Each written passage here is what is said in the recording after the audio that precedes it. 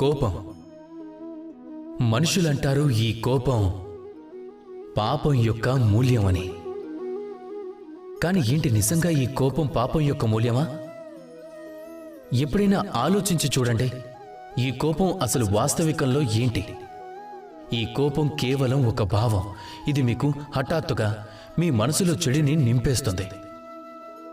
నేను మీకు ఉదాహరణ ఇస్తాను, దాంతో మీరు అర్థం చేసుకోగలుగుతారు. అసలు కోపం అనేది మీకు మంచిదా లేక కాదా? ఒకవేళ ఎవరికైనా అన్యాయం జరుగుతుంది అంటే అప్పుడు దానిని చూసి మీకు కోపం వస్తుంది. అలాగే ఈ కోపం వాళ్లకు సహాయం చేయాలనే ప్రేరణని కలిగిస్తుంది. ఈ కోపం మంచిది. ఒకవేళ ఎక్కడైనా ఒక స్త్రీపై అత్యాచారం జరుగుతుంది అంటే అప్పుడు కూడా మీకు కోపం వచ్చింది అంటే, అలాగే ఈ కోపం మీకు తనని రక్షించడానికి సాహసాన్ని ఇస్తుంది. అప్పుడు కూడా ఈ కోపం మంచిదే. ఒకవేళ ప్రపంచంలో ఎక్కడైనా మీరు అనైతికతను చూసినా, ఏదైనా కుట్రను చూసినా, అప్పుడు కూడా మీకు కోపం రాలేదు అంటే నిర్లప్తంగా ఉన్నారని అర్థం. అప్పుడు ఇది పిరికితనం.